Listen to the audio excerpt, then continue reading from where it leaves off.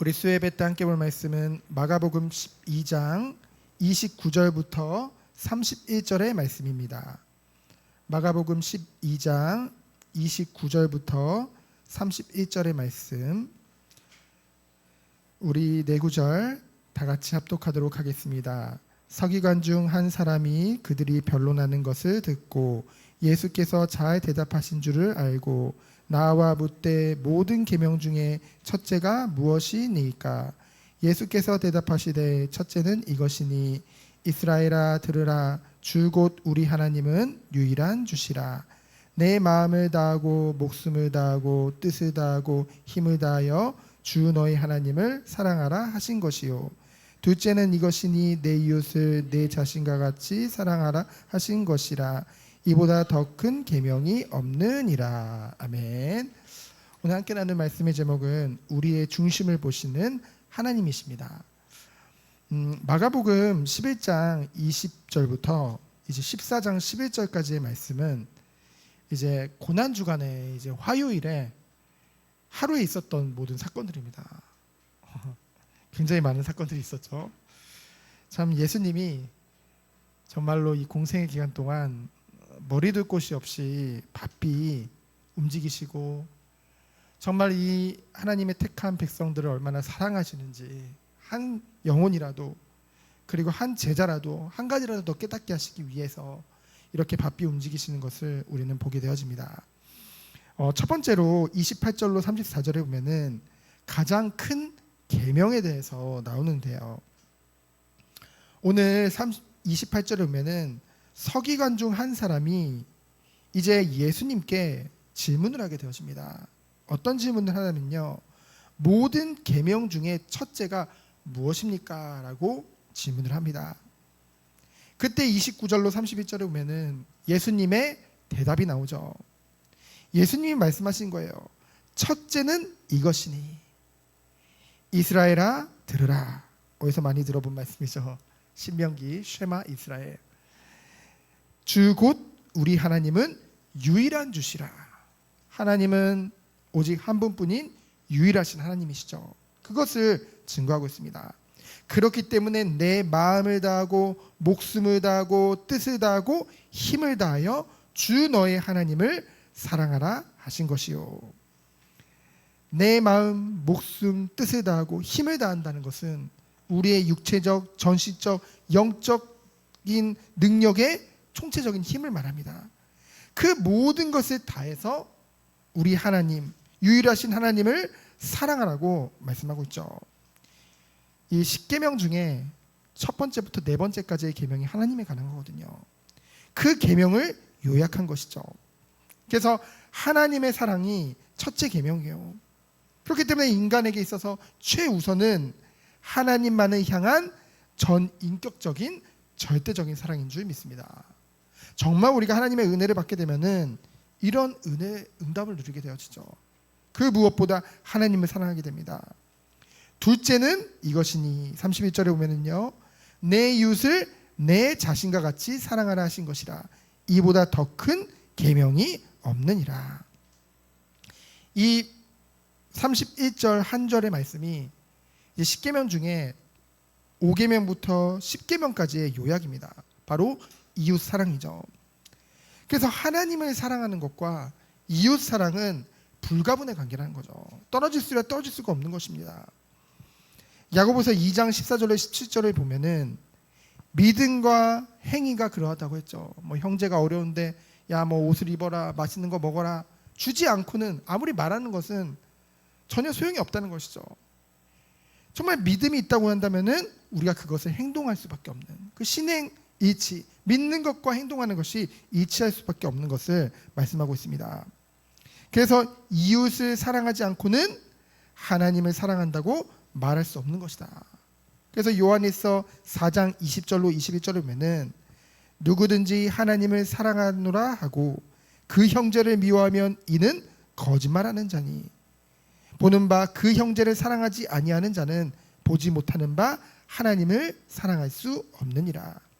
우리가 이 계명을 주께 받았으니 하나님을 사랑하는 자는 또한 그 형제를 사랑하느니라. 정말 우리가 하나님을 사랑하기 때문에 우리의 주변의 이웃들과 영혼을 마음에 품고 이번 주 주일날 나눈 말씀과 같이 정말 중보기도하며 그들을 전심으로 진심으로 사랑하는 그 축복이 있기를 예수 그리스도 이름으로 축원드립니다. 이에 대한 서기관의 반응이 32절부터 33절에 나오죠. 뭐라고 해요? 서기관이 이제껏 시비를 계속 걸던 서기관이 뭐라고 하냐면은 이 서기관은 그래도 좀 양심이 있는 서기관이었던 것 같아요. 그래서 뭐라고 하냐면은 옳소이다. 예수님의 말씀을 인정할 수밖에 없는 거죠. 그 양심에 따른 반응입니다. 하나님만이 한 분이고 유일하신 하나님입니다. 그러면서 33절에 보면은 또 마음을 다하고 지혜를 다하고 힘을 다하여 하나님을 사랑하는 것과 또 이웃을 자기 자신과 같이 사랑하는 것이 전체로 드리는 모든 번제물과 기타 제물보다 나으니이다. 이 서기관이 정말 똑똑하면서도 지식적으로도 똑똑하면서도 저는 성경을 잘 아는 그 선생님을 우리는 알 수 있죠. 왜냐하면은 지금 전체로 드리는 모든 번제물보다 기타 제물보다 낫다 이 하나님 사랑과 이웃 사랑이 그 말을 이 서기관이 한 것은 바로 사무엘상 15장 22절을 인용한 것입니다. 그 내용을 보면은요, 이제 사무엘이 사울 왕을 책망하는 그 교훈의 장면인데요. 뭐라고 하냐면요, 사무엘이 이르되 여호와께서 번제와 다른 제사를 그의 목소리를 청종하는 것을 좋아하신가 같이 좋아하시겠나이까. 순종이 제사보다 낫고 듣는 것이 숫양의 기름보다 나으니. 번제 아무리 드리고 제사 열심히 하더라도 그 무엇보다 하나님의 목소리를 청종하는 것보다 그것을 좋아하시는 것보다 하나님 기쁘시게 하는 것이 없다는 거죠. 이 말은 청종한다는 것은 하나님의 말씀을 그러니까 아주 주의 깊게 듣고 그것을 듣는 것에서 끝내는 것이 아니라 행동하는 것이라고 했잖아요. 그렇죠? 그것이 번제와 다른 제사보다 더 귀하다는 거죠. 그러면서 순종이 제사보다 낫고 듣는 것이 수장의 기름보다 낫다는 거죠. 그래서 하나님은 정말 우리들의 중심을 보시고 우리가 예배를 드림에 있어서 정말 하나님의 말씀을 청종하고 정말 모든 것에 순종함으로 나아가는 우리 한 사람 한 사람이 되어지길 원합니다.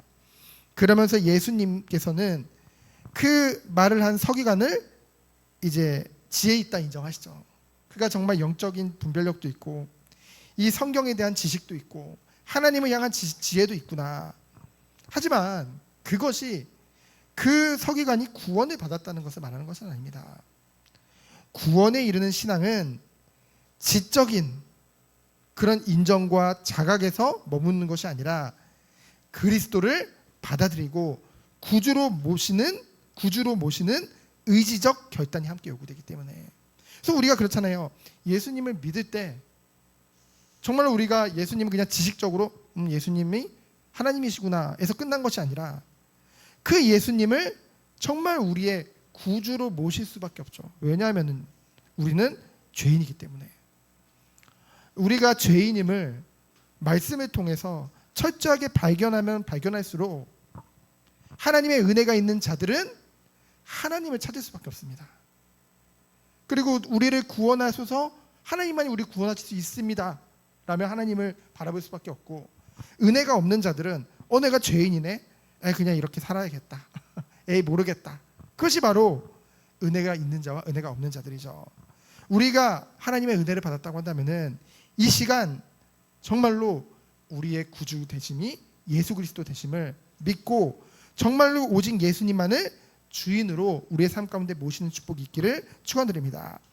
그래서 우리들이 말씀을 자각하는 것, 그냥 깨달은 것에서 끝나는 것이 아니라 내 마음에 새기고. 왜 새길까요? 하나님을 사랑하기 때문에 그 말씀을 사랑하는 거죠. 그래서 주야로 묵상할 수밖에 없는 것이죠. 그때 어떤 은혜가 오게 되어져요? 그 말씀을 따라 행하는 우리의 의지적인 행동 또한 따라올 수밖에 없다는 것입니다. 그래서 우리가 먼저 정말 말씀을 듣고 그 말씀을 깨달았다고 한다면은 그 말씀을 내 마음에 담고 정말 그 말씀 따라서 하나님이 원하시는 참된 삶을 사는 우리 한 사람 한 사람 되어지기를 축원드립니다. 두 번째로는 뭐예요? 예수님께서 이제 질문하세요. 35절로 37절인데요. 이제까지는 제자들 외에 예수님이 그 서기관들이나 뭐 바리새인들, 유대 종교 지도자들한테 주로 질문을 받으셨습니다. 그들이 예수님을 어떻게 하면 함정에 빠뜨릴까? 어떻게 하면 저 예수님을 잡아서 죽일 그런 꼬투리를 잡을까? 늘 예수님이 함정에 빠질 수밖에 없는 질문들을 했거든요. 오늘 읽지 않았지만은 이 마가복음 12장에도 14절도 그렇고요, 19절로 23절도 그렇고요, 예수님께 끊임없이 질문합니다. 근데 이번에는 예수님이 역으로 질문하시는 거예요. 왜냐하면은 이 유대 종교 지도자들이 예수님이, 여러분 다윗의 자손인 거 인정하시죠? 아브라함과 다윗의 자손 예수 그리스도라고 하잖아요. 마태복음 1장 1절에 보면은 혈통적으로 육신적으로 아브라함과 다윗의 자손이시죠, 예수님은. 근데 우리는 또 한 가지를 더 알고 있습니다. 그 예수님은 거기서 끝나는 것이 아니라 하나님의 아들이심을 우리는 알고 있죠. 근데 이 유대 종교 지도자들은 그냥 예수님을, 다윗과 예수님과의 관계를 그냥 육체적으로만 이해하고 있었어요. 그러니까 그 잘못된 메시아관을 이제 고쳐주시기 위해서 예수님께서 오늘 질문을 하고 계시는 거예요. 어쩌면 이제까지는 말하지 말아라 그랬던 예수님이 서서히 자신의 그 정체를 서서히 드러내고 계시는 거죠. 그들에게 질문함으로써.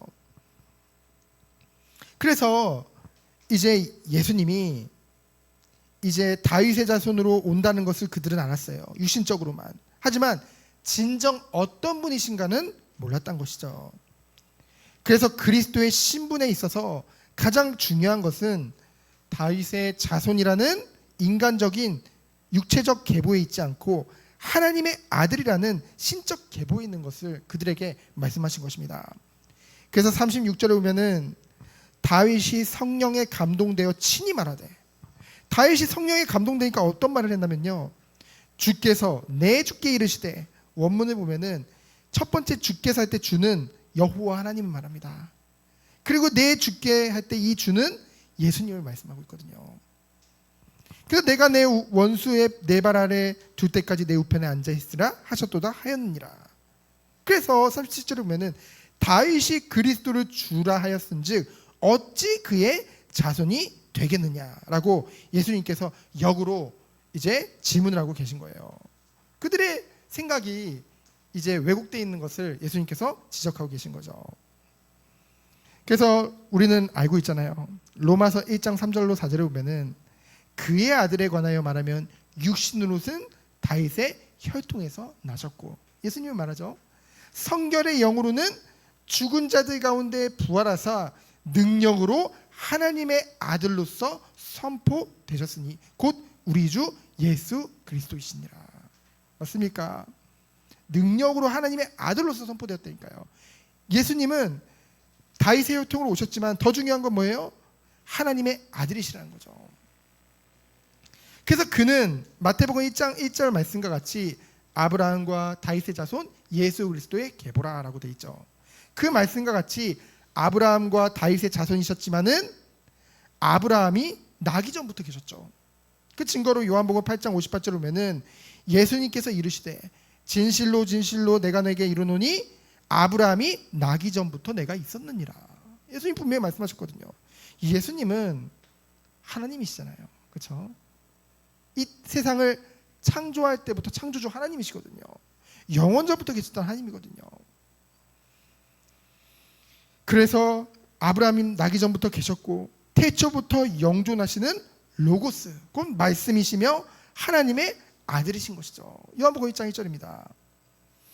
그래서 이 예수님이 직접 자신이 그리스도이심을 다시 한번 선포하실 때에 많은 사람들이 그것을 즐겁게 듣더라라고 기록되어져 있죠. 오늘 말씀해 보니까 그 말은 뭐냐면은 이 많은 사람들, 이제까지는 그 예수님을 따르는 그 제자들과 무리들 그 정도였다고 한다면 이제는 일반 백성들에게까지 이 말씀이, 이것이 조금씩 흘러가는 거예요.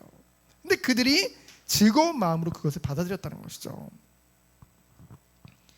그러면서 마지막으로 세 번째로 이제 예수님께서 외식에 관하여서 말씀하시는 것이 38절로 44절에 나옵니다.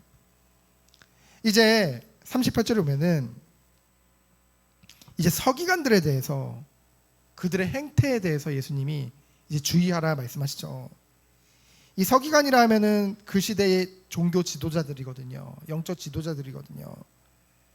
근데 그들이 긴 옷을 입고 다녔어요. 뭔가 길고 치렁치렁한 걸. 그래서 나는 누가 봐도 나는 서기관이다. 나는 종교 지도자다. 나는 너희들과 달리 특별하다. 뭔가 특권의식을 가지고 있었죠.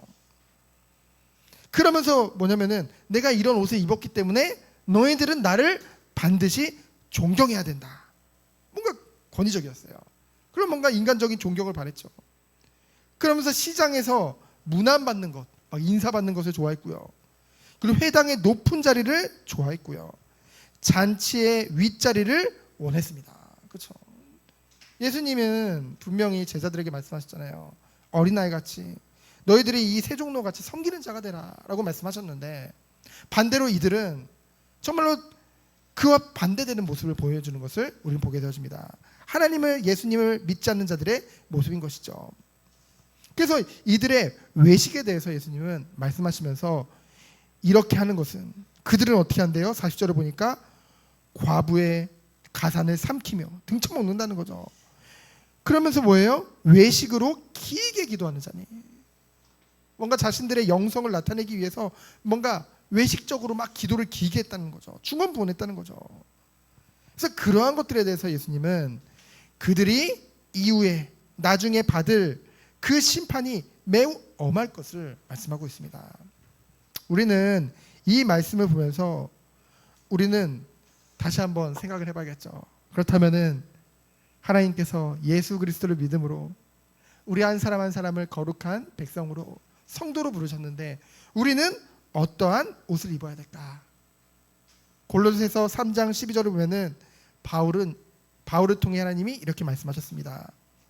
그러므로 너희는 하나님의 택하신 거룩하고 사랑받는 자처럼, 거룩하고 사랑받는 자, 하나님의 택함을 받는 자는 어떤 모습이래요? 긍휼과 자비와 겸손과 온유와 오래 참음의 옷을 입고 라고 했습니다. 정말 우리가 하나님의 택하심을 받은 자들은, 거룩함을 받고 사랑받는 주의 자녀들은 예수님이 봤잖아요. 우리가 예수님은 가는 곳마다 그 무리를 보고 그들을 긍휼히 여기시고 불쌍히 여기셨거든요. 우리가 예수님을 닮아가면 우리 또한 그 긍휼의 옷을 입는 거죠. 그리고 자비와, 또한 이번 주에 교만, 반대되는 겸손과, 또한 온유함, 어떤 상황 속에서도 온유할 수 있는, 그러면서 오래 참을 수 있는 그 옷을 입는다는 것입니다. 그래서 성도는 정말로 외식하고 사람들에게 보여지는 것에 신경 쓰는 것이 아니라 정말로 예수님을 닮아가 예수님이 보여주셨던 그 삶이 우리의 삶 가운데 실제로 나타나는 그런 축복 가운데 들어가기 축원드립니다. 그래서 뭐예요? 마지막으로 이제 41절로 44절을 보면은 가난한 과부의 헌금을 칭찬하는 장면이 나옵니다. 41절을 보니까 이제 예수님이 하나님이시잖아요. 잘 보이죠? 그 헌금함을, 우리는 뭐 헌금함에 뭐 누가 얼마 줬는지 압니까? 모르죠. 봐도. 근데 예수님은 다 보이죠. 근데 보니까 부자는 많이 넣어요. 딱 봐도 많이 넣어요. 그렇죠? 부자들은. 그리고 다른 성경에 보면은 또 그들이 딱 외식하며 사람들 앞에 자랑스럽게 탁 돈을 넣습니다. 그에 반해 이제 가난한 과부는 두 렙돈은 뭐냐면 그 시대에 가장 화폐 단위 중에서 가장 작은 단위예요. 굉장히 적은 돈이죠, 어찌 보면은. 근데 그거를 이제 드리는 것입니다. 근데 예수님이 뭐라고 말씀하세요? 제자들을 불러다가 이르시되, 부르기까지 하셨어요. 그래서 중요한 말씀하시는 거죠. 내가 진실로 너에게 이르노니 이 가난한 과부는 헌금함에 넣는 모든 사람보다 많이 넣었도다. 아니잖아요. 그 부자들은 돈 많이 넣었고 이 과부는 진짜 인간적으로 봤을 땐 적게 넣었는데 예수님, 하나님께서는 그렇게 말씀하시는 거예요. 그러면서 뭐라고 말씀하시면 그들은 다 그 풍족한 중에서 넣었거니와 이 과부는 그 가난한 중에서 자기의 모든 소유 곧 생활비 전부를 넣었느니라. 이 말씀은 예수님이 생활비 다 넣으라는 거 말씀하신 것이 아닙니다. 그렇죠? 예수님은, 하나님은 액수를 보시는 것이 아니라 우리의 중심을 보신다는 거죠. 고린도후서 8장 12절에 보면은 할 마음만 있으면 있는 대로 받으시토요. 그렇죠? 마음이 있으면 드린 대로 하니 받으신대요. 그러나 없는 것은 받지 아니하시니라. 그렇죠? 우리의 마음이 없으면, 우리의 중심이 담기지 않은 것은 받지 않으시겠다는 거죠. 그렇죠? 정말 우리가 하나님 앞에 중심을 드리는 우리 모든 성도님 되어지기 축원드립니다. 그래서 헌금이라는 것은 각자 그냥 하나님이 주신 대로 그냥 최선을 다해서 드리는 거지, 하나님은 그 액수에 관해서 상관하시는 분이 아니라는 거죠. 하나님은 많이 드리는 것에 관심이 없습니다. 우리의 중심을 보시는 하나님이라는 거죠. 그래서 로마서 12장 1절에 우리는 매일 이제 기도하죠. 정말 우리의 모든 것을 다 드려서 하나님 앞에 영광 돌리기 원하는 것이죠. 그래서 하나님이 정말 원하시는 것은 우리 자신을 드리는 것을 원합니다. 그래서 이 예배 시간을 통해서 우리가 이 자리에 앉아 있잖아요. 얼마나 큰 기쁨입니까? 이 시간에 여기 앉아 있다는 것이. 그때 우리는 이 자리에서 주님, 저의 모든 것을 받아 주옵소서. 나의 마음과 육신과 이 시간과 이 모든 것을 주님 받아 주옵소서. 그 중심을 가지고 인도받는 우리 성도님 됐으면 좋겠습니다. 그래서 결론적으로 뭐냐면요, 모든 계명 중에 첫 번째는 하나님을 사랑하는 것입니다. 하나님을 사랑하면 그 하나님의 말씀을 우리는 즐거워할 수밖에 없죠. 사랑할 수밖에 없습니다. 그러면은 그 말씀을 따라 우리의 삶 또한 나올 수밖에 없죠. 그래서 외식이 아니라, 사람 앞에서가 아니라 정말 하나님 앞에 중심을 담은 삶의 열매가 우리 가운데 나타날 수밖에 없다는 것입니다. 그 구체적인 내용이 뭐예요? 너의 이웃과 형제를 사랑하는 것이죠. 그 영혼들을 사랑하는 것입니다. 그 모든 것을 통해서 하나님은, 그 중심을 통해서 하나님은 영광 받으시는 거예요. 그래서 우리가 오직 하나님께 영광 돌리는 우리 모든 손이 됐으면 좋겠습니다. 그래서 나의 삶 너무나 중요합니다. 우리의 삶이 너무나 중요한 거예요. 이 예배 시간도 중요하지만은 이제 흩어져서 각자의 삶에서 어떤 삶을 사느냐, 우리의 모든 삶이 온전히 주님께 드려지는, 그래서 우리의 신앙과 우리의 삶이 하나가 되어지는, 우리 교회의 모습과 밖에서의 삶의 모습이 하나가 되어지는. 저도 기도하거든요. 저의 이 강대상에서 말씀을 전하는 저의 모습과 정말로 삶 가운데 모습이 같도록 정말 기도하고 있거든요. 노력하거든요. 그래서 우리가 정말로 오늘 말씀과 같이 하나님을 사랑하고 이웃을 사랑하고 영혼을 사랑하는 것이 지식이 아니라, 지식에서 머무는 것이 아니라 실제로 우리 삶 가운데 나타나는 우리 모든 성도님들 되어지기를 예수 그리스도 이름으로 축원드립니다. 시간 기도합니다. 하나님 감사합니다. 우리의 중심을 보시는 하나님, 오직 하나님께 영광 돌리는 우리의 삶이 되어질 수 있도록 날마다 우리에게 은혜를 베풀어 주시고 축복하여 주옵소서. 살아계신 예수 그리스도 이름으로 기도합니다. 아멘.